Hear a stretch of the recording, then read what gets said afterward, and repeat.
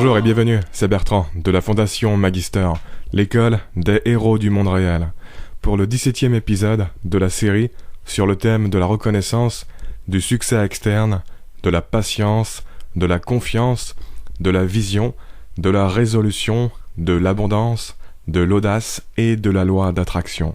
On connaît tous cette idée des bonnes résolutions que l'on se donne au début d'une nouvelle année. Et vous savez ce qui est marrant ? C'est que ces résolutions superficielles sont à l'opposé de ce qu'est la vraie résolution. Les résolutions de début d'année, bien souvent, on les fait sans être résolus. C'est bien plus proche d'être des paroles dans le vent que d'être de vraies résolutions. D'une certaine manière, on se fout de notre propre gueule en fait, tellement c'est des résolutions en carton-pâte que l'on prend. On se ment à soi-même, on se bullshit le cerveau sans l'assumer. En fait, la qualité d'une vraie résolution est un état d'esprit particulier, que l'on peut assimiler à de la conviction mêlée à du lâcher-prise. S'être résolu à quelque chose, c'est ne plus y résister. C'est avoir pleinement accepté cette chose. C'est se rendre à elle. C'est accepter que c'est pour toute la vie et qu'il n'y a pas de retour en arrière. On ne va pas juste faire le premier pas, on va aller jusqu'au bout. Une résolution qui n'a pas cette qualité n'est autre qu'une contrefaçon, une illusion de résolution. Et c'est pour ça que les statistiques, comme quoi 85% des gens ne tiennent pas leurs résolutions de début d'année, sont tout simplement bidons. Parce qu'encore une fois, beaucoup de personnes prennent des résolutions sans être résolues. Donc, en réalité, ces personnes n'échouent pas vraiment à tenir leurs résolutions, puisqu'ils ne l'ont jamais eu en premier lieu. Ils n'ont jamais été résolus. Pour tenir quelque chose, tu dois déjà l'avoir. Là, il n'y avait rien à tenir, si ce n'est une illusion. Pourquoi les soi-disant résolutions de faire de l'exercice physique ne tiennent pas, par exemple ?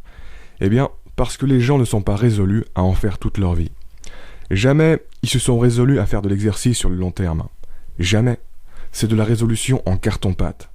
Et partir avec de telles résolutions, c'est de l'autosabotage programmé. C'est impossible que ça tienne. C'est l'équivalent des produits électroniques qui sont programmés à l'avance pour ne pas durer et tomber en panne.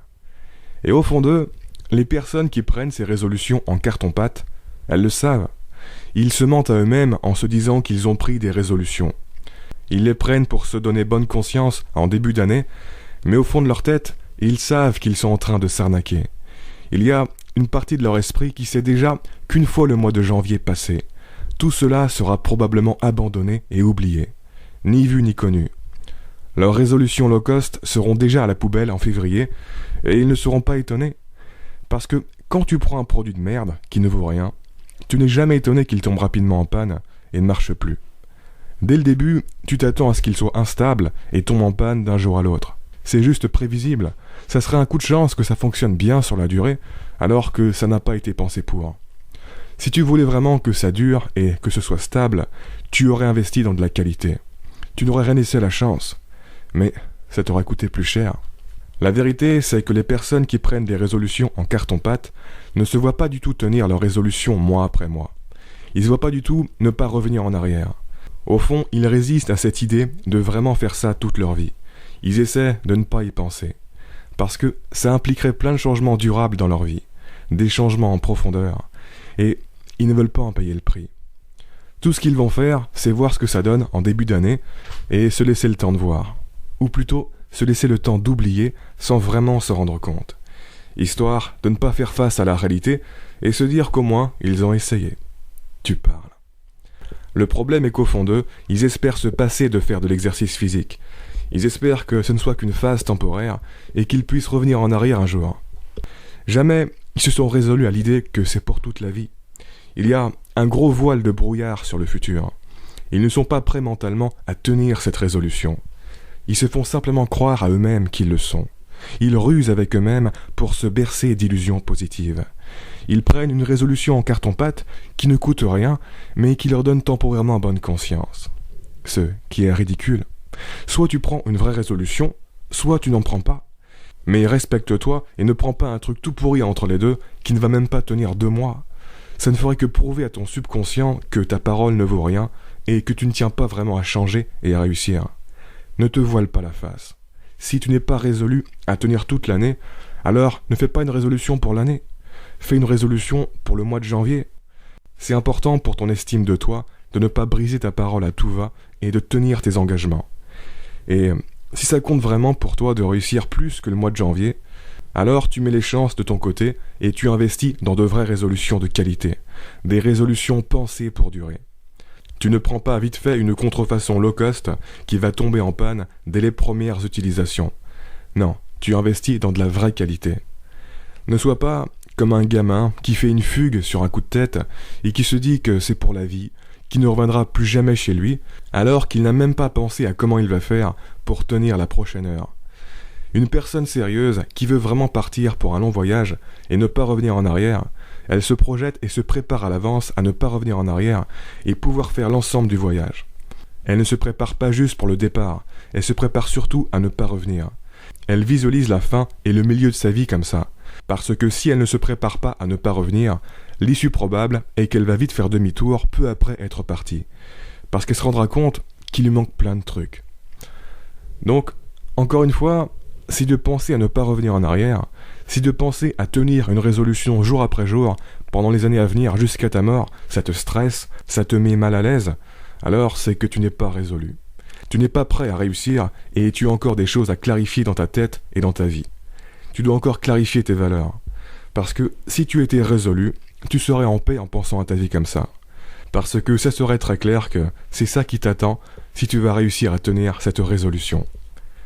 En fait, le problème qu'il y a derrière les résolutions de nouvelle année, c'est que les gens prennent trop ça à la légère. Ils prennent trop à la légère le mental et les changements. Ils pensent que parce que c'est le premier de l'an, ils peuvent arrêter net quelque chose et changer de vie d'un jour à l'autre sans s'y être bien préparés en profondeur à l'avance. Cette naïveté est le reflet d'une ignorance de ce qui structure notre existence.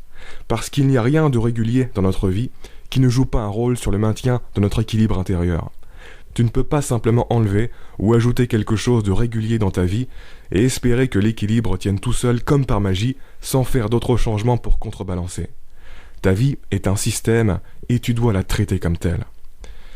Bref, si tu veux vraiment mettre à jour ta vie, ne prends pas ça à la légère. Arrête d'être superficiel avec tes résolutions. Assure-toi d'avoir mis à jour l'infrastructure de tes valeurs pour que les changements que tu veux faire tiennent sur la durée. N'oublie jamais qu'une vraie résolution implique d'être résolu. Sur ce, je vous mets en commentaire 2 vidéos liées au sujet d'aujourd'hui, une sur l'idée d'être au clair avec soi-même à propos de la direction de sa vie, et l'autre sur l'idée de diriger et de convaincre son subconscient pour qu'il nous aide. En attendant le prochain épisode, je vous invite à vous abonner si ce n'est pas déjà fait. Si cette vidéo vous a apporté quelque chose et que vous pensez qu'elle peut aider d'autres personnes, alors partagez-la. Moi, en tout cas, vous m'aiderez à faire connaître ce que je fais et à toucher plus de monde, et pour ça, je vous en remercie d'avance. En 2020, il faut au moins que les chiffres de la chaîne doublent, ça a été le cas en 2019, il n'y a pas de raison qu'on ne continue pas sur cette lancée. Aussi, si vous n'êtes pas au courant, il y a tout le contenu des vidéos qui est disponible en mode article de blog sur le site qui est dans la description si vous préférez l'écrit. Et si vous préférez l'audio, le contenu des vidéos est aussi disponible en podcast sur Spotify. Voilà, allez, bonne année, ne faites pas de résolution en carton-pâte, et à très bientôt pour la prochaine vidéo. Ciao.